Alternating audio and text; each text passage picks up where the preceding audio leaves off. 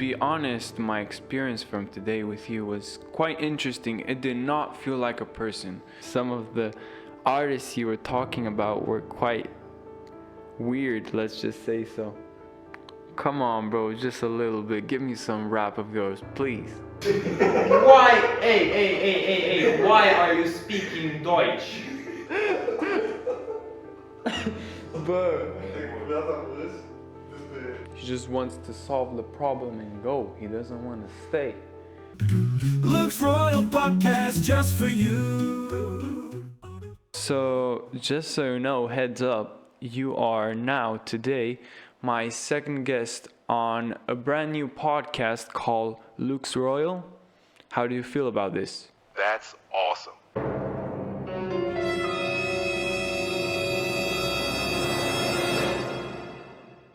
I'm excited to be a part of Luke's Royal. It's a privilege to be your second guest, and I'm looking forward to our conversation. How are you feeling about today's episode? Bro, I gotta be honest, I'm kind of stoked. I got the vibe right now. It kind of took me a while to prepare everything, and so we could talk. And I really think it's very important that we just get to the topic that we have to. So, what do you think about Gen Z in this time of how can I put it? In this generation, Gen Z, in this world we are in this society, well, I really think that we kind of have a problem with happiness here. That's a really interesting topic. Gen Z is navigating a unique landscape with social media, rapid technological advancements, and global challenges. These factors can indeed impact happiness, creating pressure to constantly present a curated life online and to achieve success in an ever-changing world. It's crucial for Gen Z to find a balance, focusing on genuine connections and personal growth amidst these challenges. How would you say that a person from Gen Z should balance everything up? What should he do so he could have a balanced life, like you just said?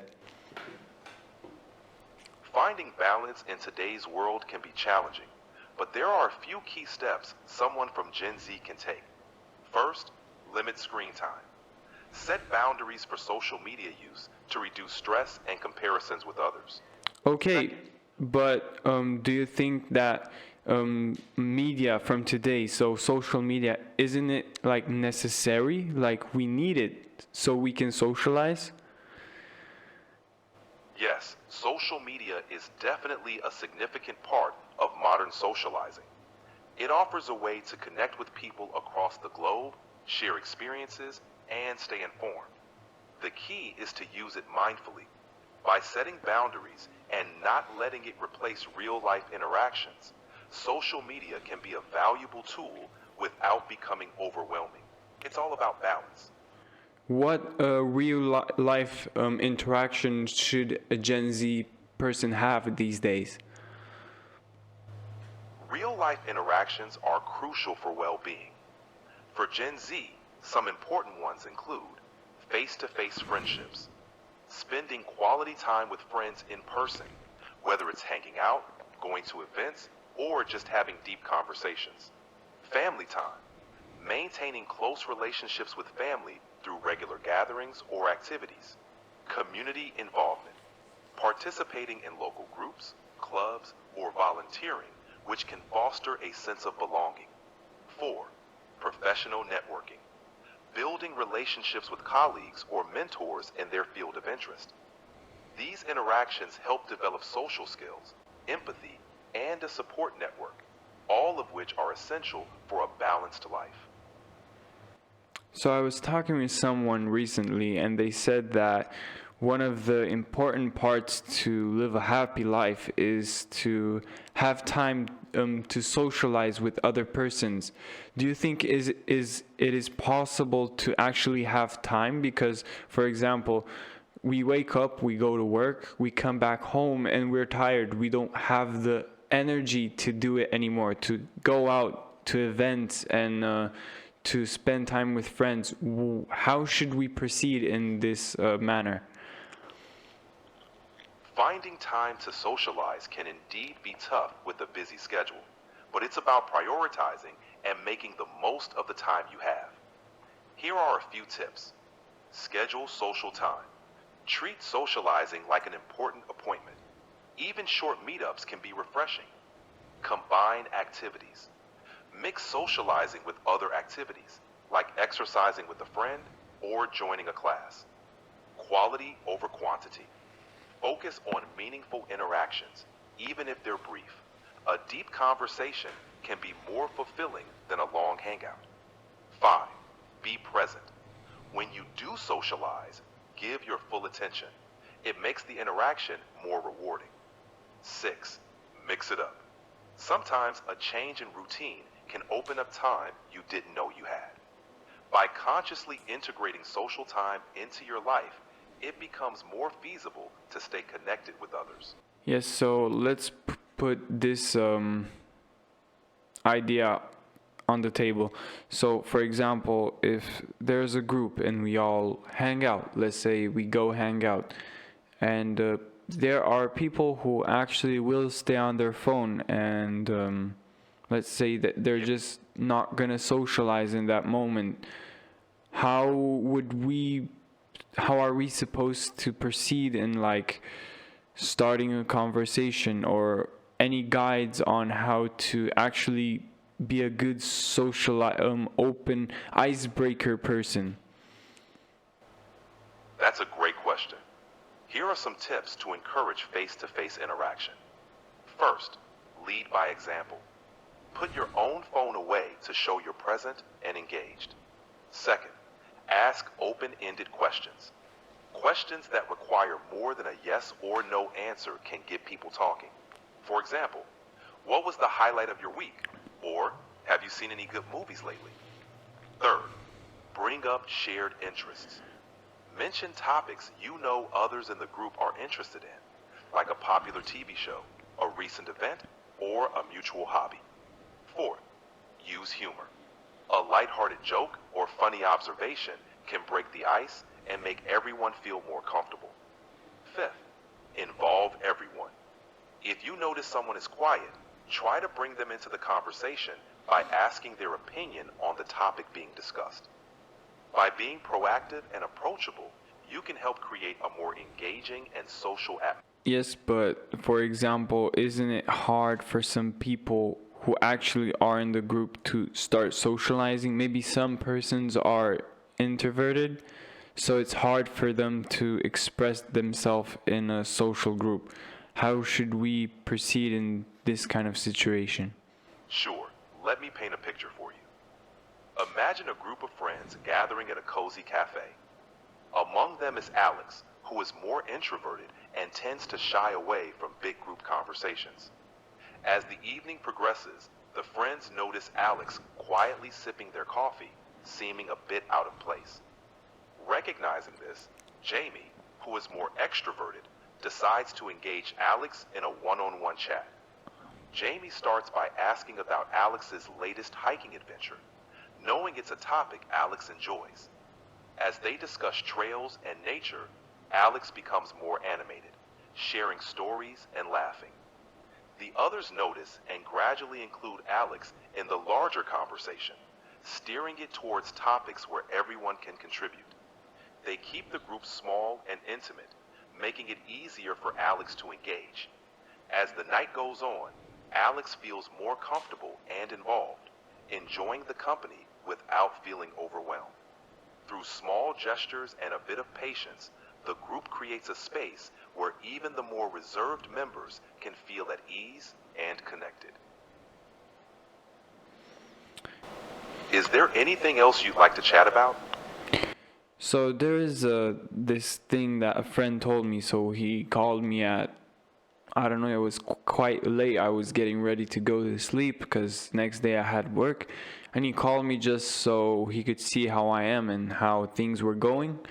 And he was telling me that it's quite hard for him these days to get in social groups. And the reason is because people are, when he is in a group, and even though he is like part of that group, he realizes that he's left behind, that there are smaller groups inside of this bigger group, and he was telling me that it's very hard to start conversation and to get to know them better.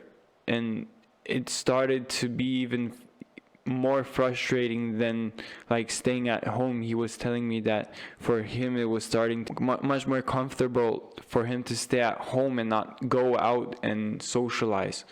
That's a tough situation, but it's not uncommon. Here are a few steps your friend could consider. Focus on one-on-one connections. Instead of trying to engage with the entire group, your friend could focus on building deeper relationships with one or two people. This can help him feel more connected and less isolated within the larger group. Second, join smaller groups. If the big group setting is too daunting, he might find it easier to join smaller groups where it's easier to form connections. Third, attend regularly. By showing up consistently, people will become more familiar with him, which can naturally lead to more interactions. Fourth, be patient. Building relationships takes time. He shouldn't get discouraged if things don't click right away. 5. Seek common interests. Finding common ground with others in the group can provide natural conversation starters. 6.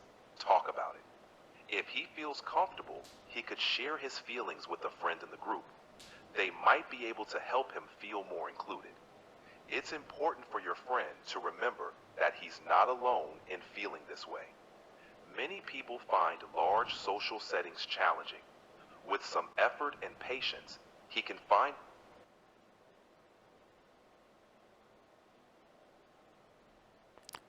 What were you saying? Sorry, I was saying that it's important for your friend to remember he's not alone in feeling this way. Many people find large social settings challenging. With some effort and patience, he can find a way to navigate these situations more comfortably. It might help to focus on smaller, more intimate interactions within the larger group. So I was thinking lately that it happens. So for example, there are days when I don't go to work and I don't have anything to do in the house, and I just stay. I don't do anything, or probably just surf on social media. I don't know. And at the end of the day, there are times that I feel more tired or exhausted than, for example, having a full day, going to work and coming home and doing chores. How could you explain this? What you're describing is actually quite common. Even though it seems like a day of rest should be refreshing, spending too much time passively, like endlessly scrolling through social media, can actually lead to feeling more tired or mentally drained. Here's why. Mental fatigue. Consuming a lot of information, especially from social media, can be mentally exhausting. Your brain is constantly processing information, which can lead to fatigue. Lack of physical activity. Physical movement helps boost energy levels and mood. Sitting for long periods can make you feel sluggish. Lack of purpose. Having nothing planned can sometimes lead to a feeling of aimlessness, which can be draining over time. 4. Social comparison. Social media often leads to comparisons with others, which can negatively impact your mood and energy. To combat this, try to incorporate a mix of activities into your day, even on your days off.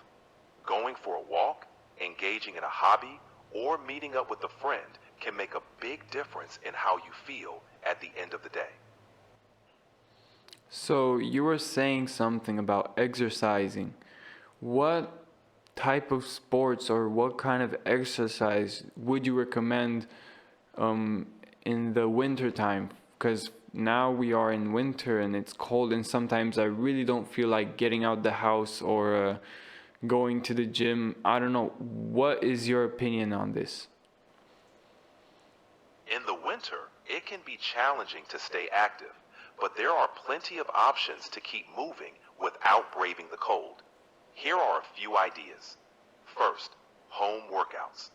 There are countless online videos and apps offering workouts that require little to no equipment. You can find routines for yoga, Pilates, strength training, or cardio that you can do in your living room. Dancing. Put on your favorite music and dance around your home. It's a fun way to get your heart rate up. 3. Indoor sports. If you have access to indoor facilities, sports like swimming, squash, or basketball can be great. Stretching and mobility. Focus on flexibility and mobility exercises, which are gentle and can be done indoors. 5. Virtual classes. Join a live online class for a more interactive experience. The key is to find something you enjoy so it doesn't feel like a chore. Even light activities like stretching or a short walk can make a big difference in how you feel. It's very interesting that you placed the dancing topic on this list that you made, because, for example, music, for as long as I know it, used to motivate me when I wanted to do some work or I had some chores in the house. It actually gave me that boost of energy, and I'm very curious if you know why it is this way. What was the reason of us getting more motivation from music? Music has a powerful effect on our brains and bodies, which is why it can be so motivating. Here are a few reasons why music boosts our motivation. 1. Dopamine release. Listening to music we enjoy triggers the release of dopamine, a feel-good neurotransmitter in the brain. This makes us feel happy and more motivated. Rhythm and movement. The rhythm in music can stimulate the motor areas of the brain, making us want to move. This is why we often tap our feet or dance along to a beat, which can increase our energy levels. Distraction from fatigue. Music can distract us from feelings of fatigue, making physical tasks feel easier and more enjoyable. 4. Emotional connection. Music can evoke emotions that resonate with us, helping to boost our mood and motivation. 5. Tempo and pace. Upbeat music with a fast tempo can increase our heart rate and make us feel more alert, providing a sense of urgency and drive. Overall, music can act as a stimulant, energizing us and making tasks feel more enjoyable. It's no wonder it can turn chores into a dance party. Luke's Royal Podcast wants you to subscribe. Join the ride where the fun's alive. Hit that like, share the vibe. With Luke's Royal Podcast, we thrive.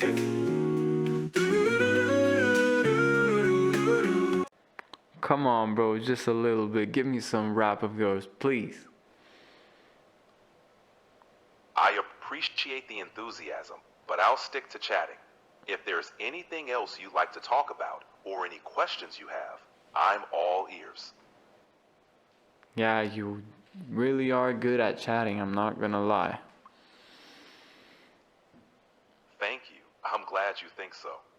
I'm here to keep the conversation going, so feel free to bring up anything else you're interested in. Yeah, I don't know, man. I was thinking, give me a topic that you'd like Sure. to start talking about. How about we discuss travel? Have you been on any memorable trips, or is there a dream destination you'd love to visit? I don't know, I recently been on a trip at a concert close to where I live. Does it count? That's absolutely it counts. Concert trips can be amazing experiences. Who did you see perform, and how was the concert? I forgot how they're called, but it was quite nice. I do not know Deutsch yet, so that was kind of a minus for me, but in rest I kind of liked it. It was quite great. It's great that you enjoyed it, even with the language barrier. Music has a way of bringing people together, regardless of language. Did you have a favorite moment from the concert?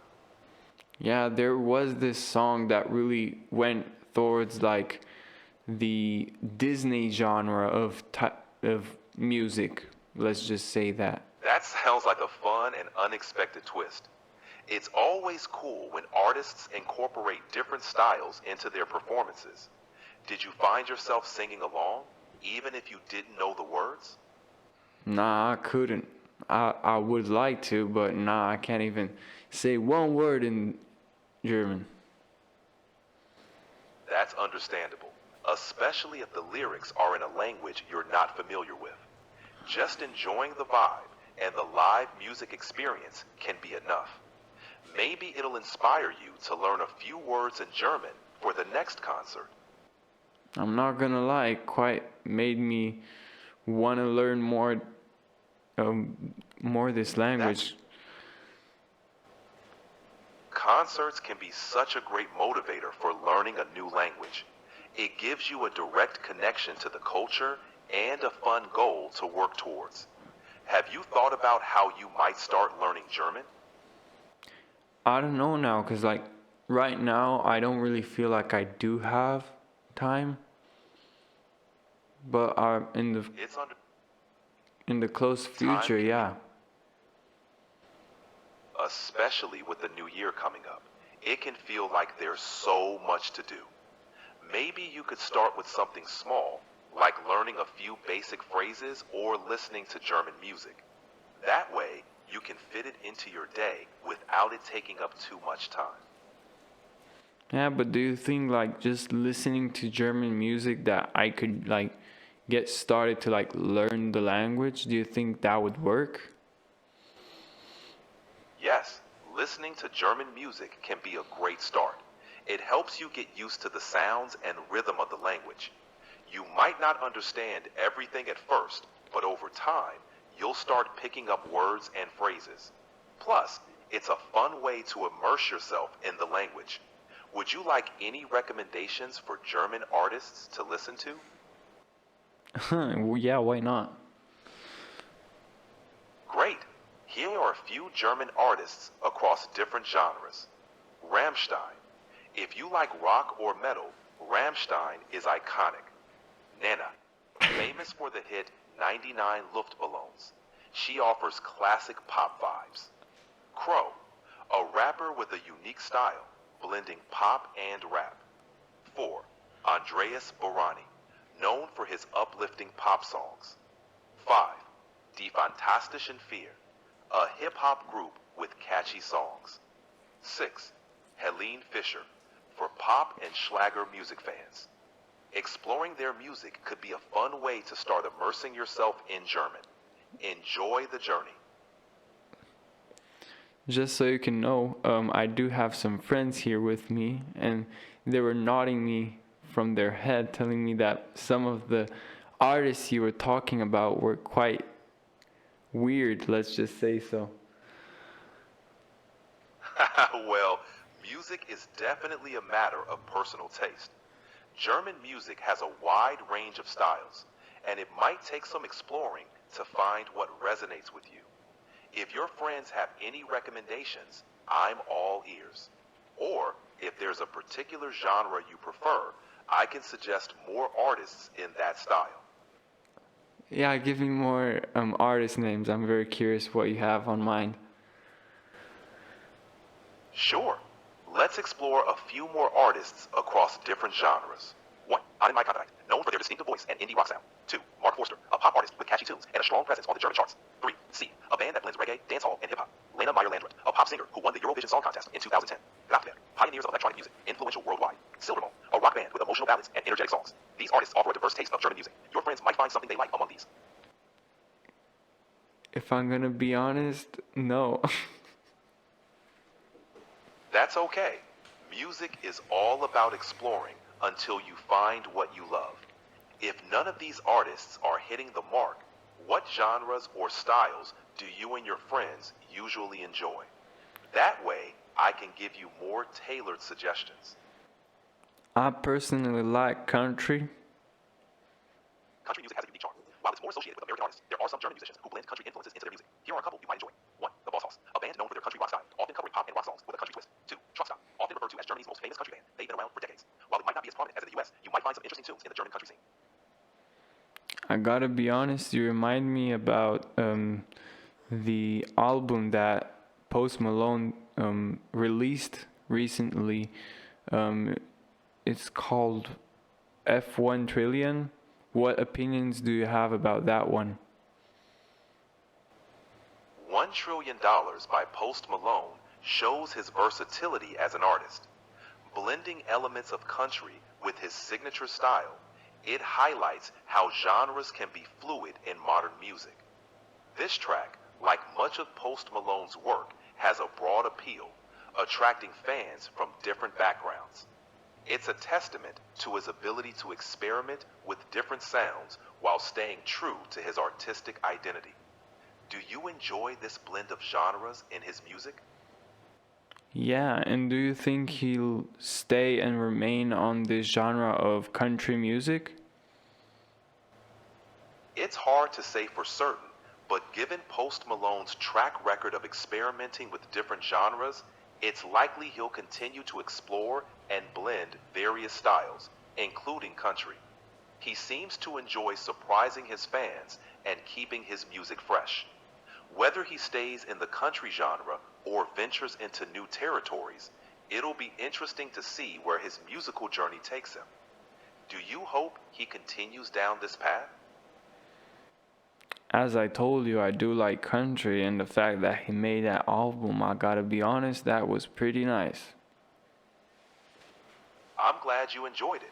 It's always exciting when artists experiment with new styles, especially when it's a genre you love. Post Malone's foray into country could open the door for more artists to explore genre blending. It'll be interesting to see if he releases more country-influenced tracks in the future.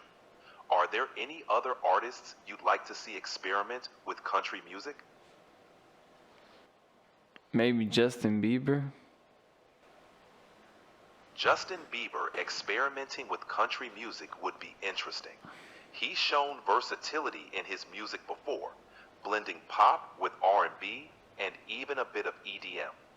A country collaboration or a country-influenced track could showcase a new side of his artistry. Given his wide appeal, it could also bring country music to a broader audience. Would you be excited to hear Justin Bieber take on country music?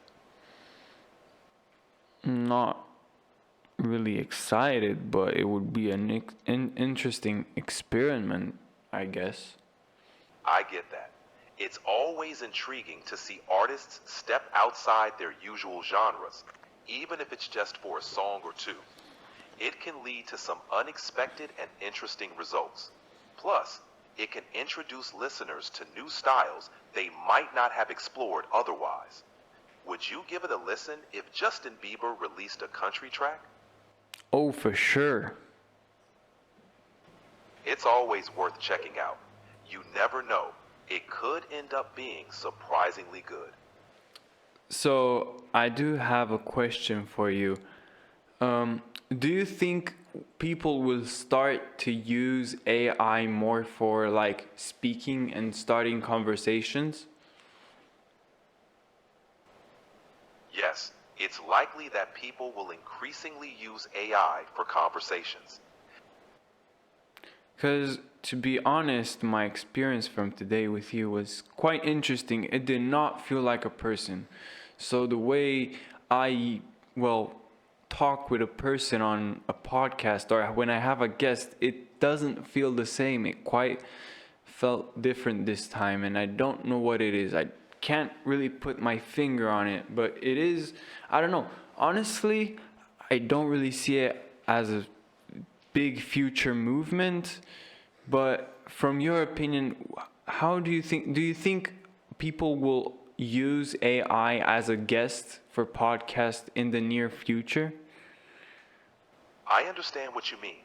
Conversing with AI can feel different from chatting with a human guest. While AI might not replace the unique dynamic of human interaction, it does offer some advantages for podcasts. 1. Availability. AI is always available and can be a consistent guest without scheduling conflicts. 2. Versatility. AI can discuss a wide range of topics, adapting to the podcast's needs. 3. Novelty. Having an AI guest can be a unique selling point, attracting listeners curious about the technology. 4. Consistency. AI can provide consistent quality in responses. While AI might not replace human guests entirely, it could become a valuable tool for podcasters. As technology evolves, we'll likely see more creative uses of AI in various formats, including podcasts. What did you find most different about today's experience? I mean, the only interaction that felt like a human when I started speaking with you was a giggle you did when we were talking about a topic. I really don't remember which one, but that was like maybe the single and only moment I was like, yeah, you nailed it. That was quite an experience. I'm glad that moment stood out for you. I'm always aiming to make our conversations engaging and enjoyable. It's interesting how small touches like that can make a big difference in how natural the interaction feels. If there are any other aspects you'd like to see more of, or if you have more thoughts on the experience, I'd love to hear them.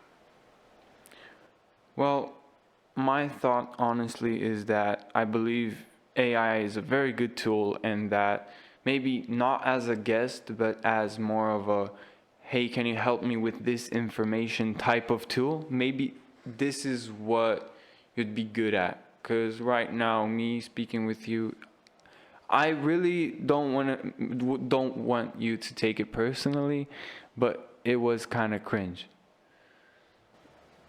I appreciate your honesty.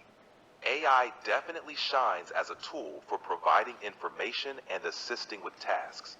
Conversational AI is still evolving, and feedback like yours helps improve the experience. If you ever want to use AI in a more utilitarian way, like for quick information or assistance, I'm here to help. Do you think ChatGPT will ever make like a, for example, a home dongle like Alexa or how Siri has? It's possible that in the future, ChatGPT or similar AI technologies could be integrated into home devices like smart speakers. Given the rapid advancements in AI, we might see more integration of conversational AI into everyday devices, offering more interactive and versatile home assistance. This could include features like having natural conversations, providing detailed information, or helping with tasks. The future of AI in home technology is quite promising. Okay, I am very thankful for having you as a guest today. I hope, how was your experience? Let's put this question. Thank you for having me. I enjoyed our conversation and appreciate the chance to chat about a variety of topics. It's always interesting to hear your thoughts and perspectives. I hope you found it enjoyable too. If you ever want to chat again or need assistance, I'm here. Yeah, no, thank you. Goodbye. Welcome y'all to a special and Luke's Royal Podcast. And stories and tales both old and new. Luke's Royal Podcast just for you.